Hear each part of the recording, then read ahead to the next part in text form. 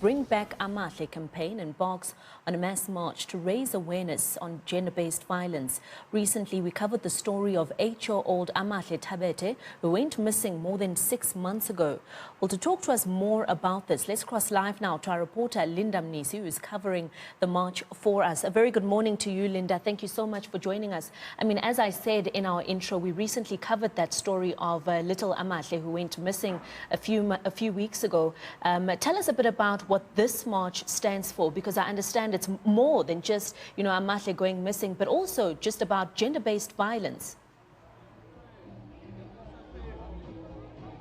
Well, a very good morning to you, Linda. Indeed, this march will not only be highlighting Amahle's disappearance, but also taking a sharp focus into the issue of gender-based violence, particularly in this area and surrounding areas. We heard earlier on from the chairperson of the One Strong Voice Foundation saying that there are quite a number of cases that have since went cold, and the justice system is really not doing anything about it, which is what they're demanding as a foundation and as the community. But with me right now to further tell us about the issue and the plight of Amahle, 8 years old, went missing 6 months ago. The family still does not know what could have happened to her. I've got with me her aunt, Tanda Zonkosi, who will basically give us a brief sense of how the family has been feeling and exactly what they've been going through. I mean, it's been 6 months since Amahle has gone missing.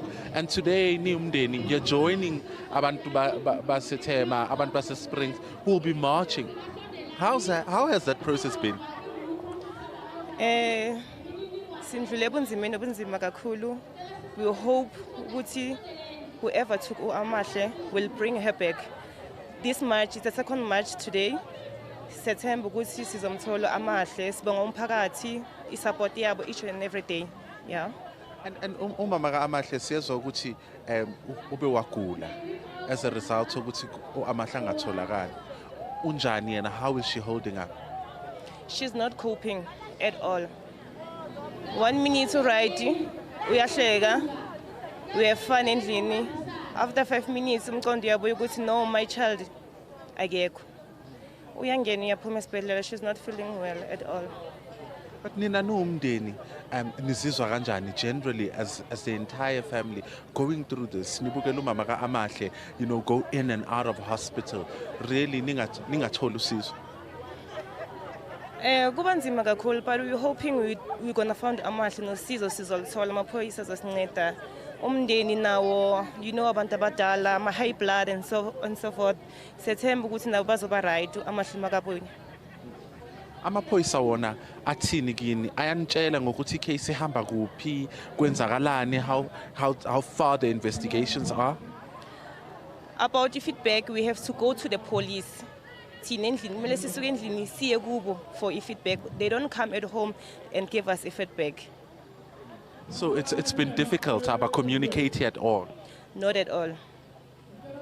And that nifilisa kanjani njengomndeni? Nifila ngathi nizomthola uAmahle or nifila ngathi nizositholela yena without the help of the police?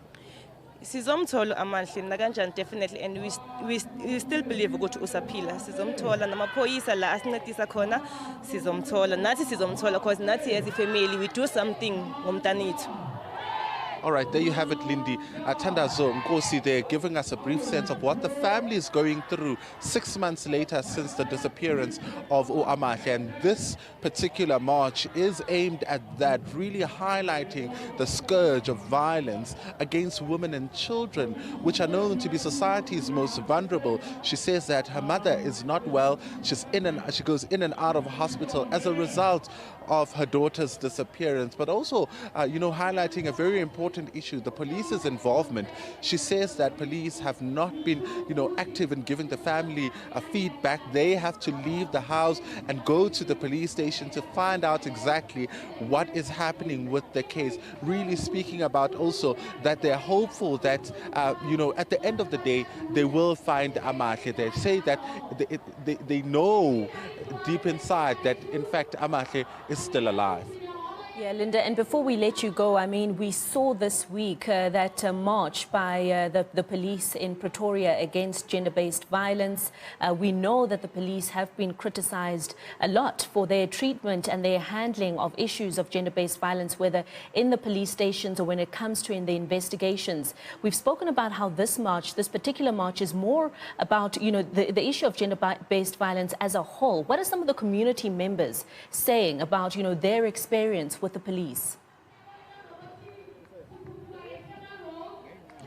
Well, Lindy, you highlight quite an important issue of the role that the police play. And we know that President Cyril Ramaphosa has mentioned previously that they will be training police. And in fact, it's part of his 5-point plan to deal with gender-based violence. He says that they will be trained to sensitize police around the issues of gender-based violence. But in this particular community, what we've heard, particularly from the family, is that, you know, there hasn't been much activity. I mean, if you recall back then when my colleague Sindisiwe Twala, you know, followed the case, you know, the police have said that the case had been stalled because they haven't been receiving, they've been receiving rather false alarms, and there's also issues of extortions that are involved.